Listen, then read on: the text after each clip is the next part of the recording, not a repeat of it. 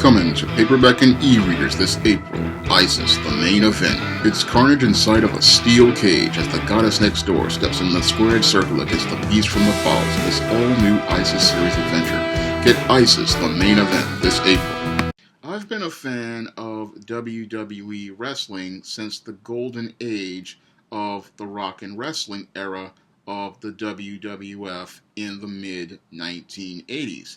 And I'm deeply disappointed to see the quality of WWE product these days, because what they are presenting on television called pro wrestling is far below the high standard your Vince McMahon established back in the mid-80s of the golden age of the rock and wrestling era. When I take a look at today's WWE, its wrestling shows have absolutely no heart, absolutely no soul, and feel artificial and manufactured when it's on the screen. Nothing feels original, nothing feels entertaining, and everything looks bland and absolutely uninspired whenever you watch a WWE show. There's nothing there that makes us connect with the talent, and there's nothing there that makes us care. Even worse, there is nothing on a WWE show that really compels you to even want to watch the next show like the competitors do with AEW or NWA, which does this far better with half of the budget your WWE has. The big problem with WWE these days is that their shows feel so manufactured and artificial and sanitized that they have no energy at all that allows the product to connect with the viewer. And one of the big problems with WWE's product these days is the fact that none of the wrestlers are interested in the ultimate prize, which is the WWE Championship. Now, I remember Stone Cold Steve Austin saying back during the Attitude Era that if you didn't want to be the WWE Champion, then you shouldn't be here.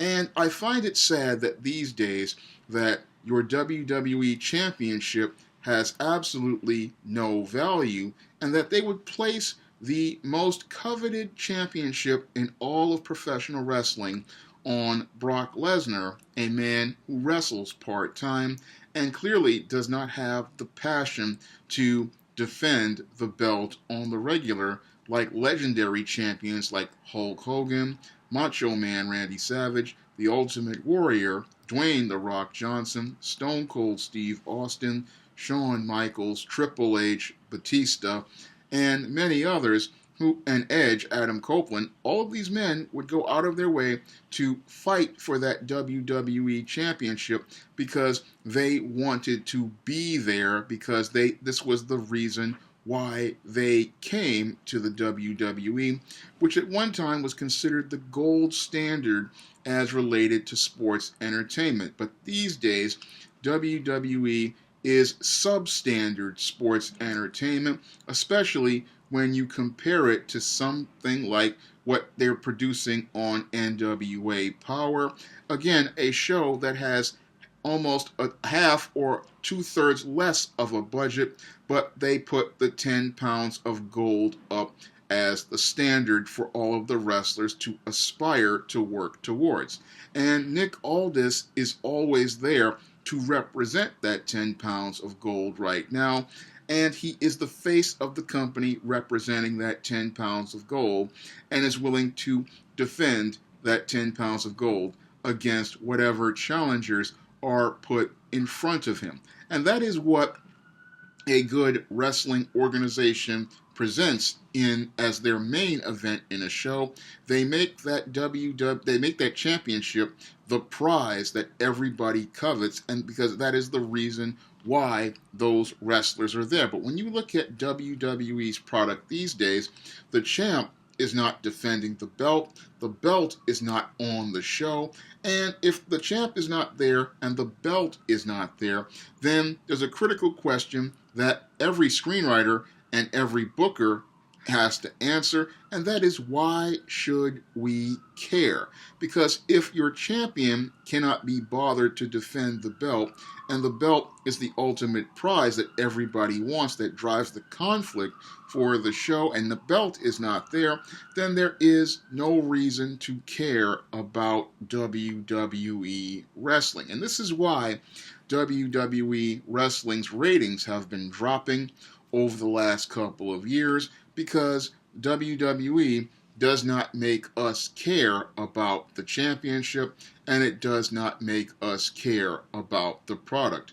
Moreover, with your WWE, the big problem is that the bookers don't let the wrestlers develop their talents and skills, and they try to do everything for the wrestlers these days at WWE, from writing the scripts for their promos to telling the wrestlers how they're going to dress and behave to play whatever gimmicks they play. And that's not part of good wrestling. Part of good wrestling is letting wrestlers cut their own promos and learn how to use their mic skills on the fly and create those compelling catchphrases, because all of those catchphrases by guys like Stone Cold Steve Austin, like Austin 316, that was made on the fly. And The Rock, Dwayne Johnson, made up most of his catchphrases on the fly, and that's how wrestling works. Wrestling is something that is done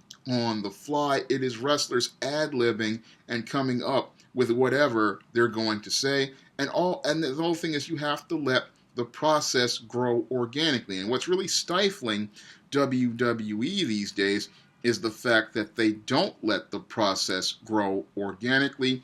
They don't let their wrestlers develop organically. They try to manufacture everything for their wrestlers to say, how they perform in the ring, and that's what's leading to their product becoming very bland, very sanitized, and very stale to watch. Because when you look at NWA, when you look at AEW, the wrestling comes across as organic, and it comes across as organic because they are not trying to put words in their wrestlers' mouths. They are not trying to dictate how they cut a promo, nor are they trying to dictate what they say or do in the ring.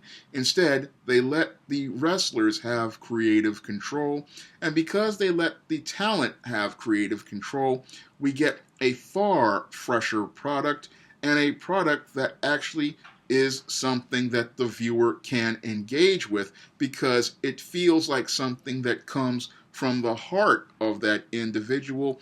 And because it feels like it's coming from the heart of the talent, this is what allows the talent to connect with the viewer. And this is something Vince McMahon doesn't really seem to understand these days about his WWE product, is that it feels, again, so sterile and so sanitized that it practically has nothing there to connect the viewer with the product or the experience, because it just feels so pasteurized and homogenized that there's nothing there that resonates with the viewer. I mean, I have watched Raws and SmackDowns, and there really has not been anything there that makes me connect with the product the way I used to during the Attitude Era or the Ruthless Aggression Era with Eddie Guerrero and Batista. There's nothing there that makes you say, hey, this show is so much fun, you just want to watch it.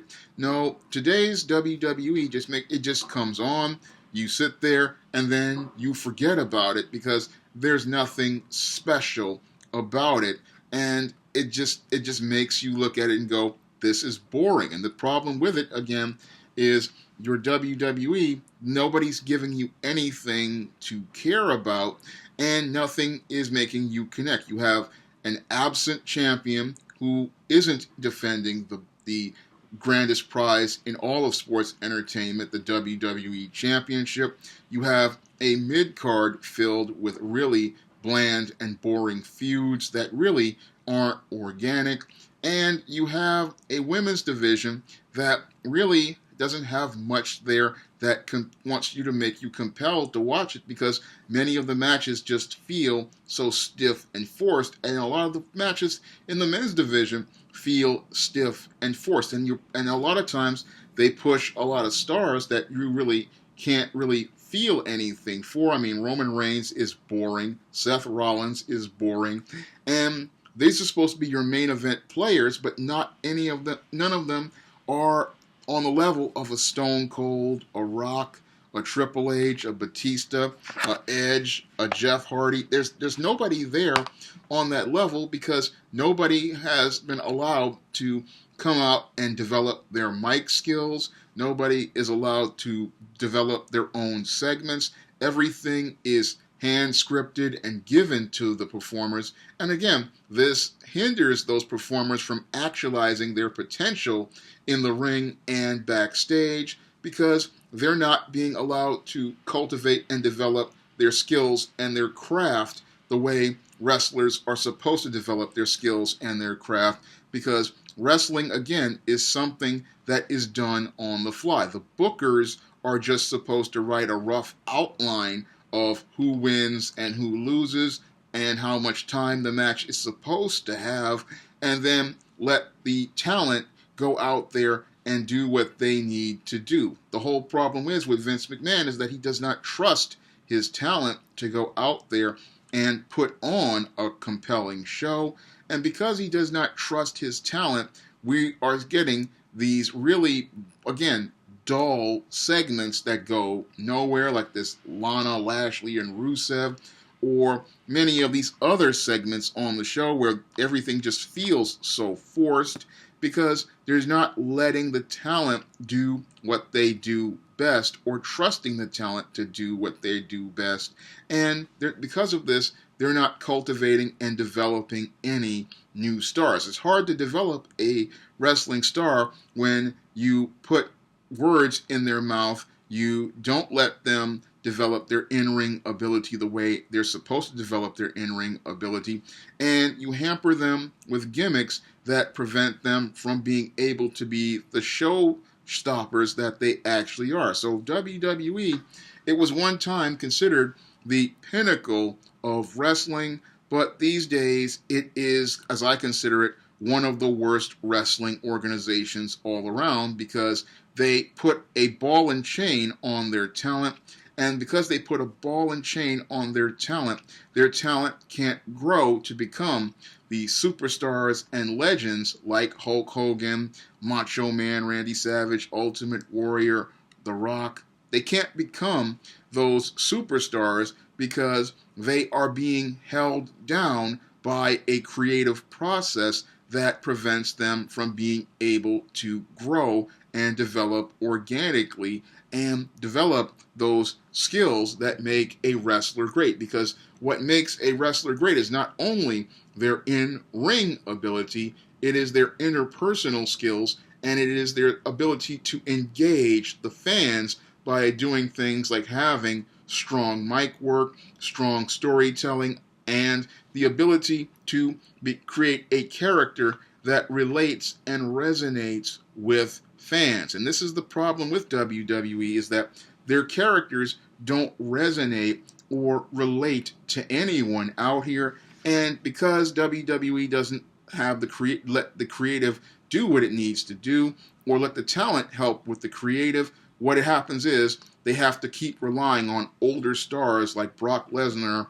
and Edge to try to keep people interested, when if they would just let the talent develop itself, then you wouldn't have to rely on older veteran wrestlers. You could develop fresh new talent, and the fresh new talent could carry both the Raw and the SmackDown brands and be something that people actually want to watch. So when I look at WWE, I mean, I am really disappointed with it when I think about the way it was in the 80s, where that WWE Championship was considered, again, a gold standard, and you had to be an active champ to even hold that belt. I mean, there was no such thing as, a guy like Brock Lesnar disappearing for 3 months, deciding not to defend the title at a major pay-per-view like Royal Rumble. or to do things like that. It was considered that if you wanted to be this champ, then you needed to be here, and you needed to show you wanted to be here, because everybody is working in every little small wrestling league to be a WWE champ. And if your champ is not here, again, why should we care about WWE? And again, Vince McMahon can't understand that the reason why his ratings are dropping is because he is not caring about the championship. He is not caring about the product, and the passion is not on the stage. All we're getting is, again, this bland Hollywood sanitized WWE product, and this sanitized era of WWE is something that's leaving the company wide open to be taken to lose its market share to competitors. Because when I look at AEW and I look at NWA right now, they are putting on a far superior show, far superior product. And if WWE can't get itself together and start working out a better creative process, they may not be the #1 stop for wrestling in the 21st century. If you'd like to pick up some of my SJS Direct publications, like the ISIS series, the E-Steam series, the John Haynes series, and the Spinsterella trilogy, you may do so by clicking the link to Amazon.com in the description box. And if you want to help me make more videos like this, you can donate to my Patreon, my PayPal, or my Cash App by clicking the link in the description box. That's all I have to say for this video. You can comment, rate, and subscribe.